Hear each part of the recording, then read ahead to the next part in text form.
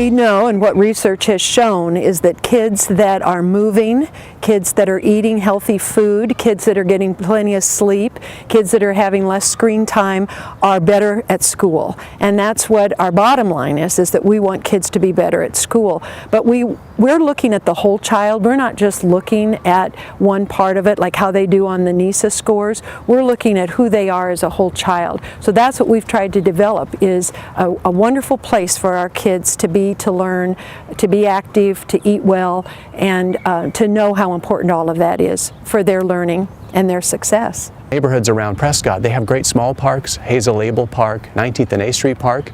But if you want to kick a soccer ball, if you want to come out with your family and throw the Frisbee, it's the school. The school is the park and green space.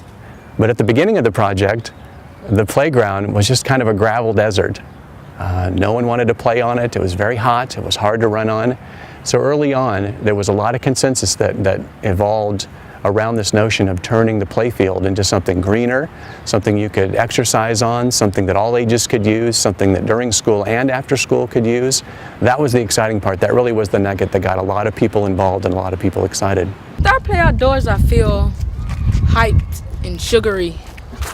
Even though I didn't even eat anything that's sweet.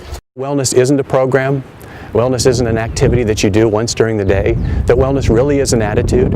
When you engage people and they begin to understand that that is a value that the community shares and that the school shares and the district shares, then all programs become transformed. People begin to think within a wellness mindset, and they begin to think not just how can we do wellness and then move on.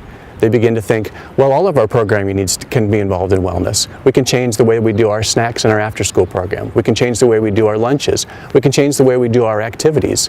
Instead of having a bake sale that sells cupcakes to make money, we'll have a walkathon where kids get out and walk and their parents come and walk, and we celebrate what's exciting about the neighborhood and what's exciting about those activities as a fundraiser. Instead of doing after-school clubs that are all just traditional clubs, do more exercise clubs, do more green and environmental clubs. I mean, you can take that wellness mindset and it begins to be the basis for all the activities that you do. And that's when you have true transformation, and that's when you see things change.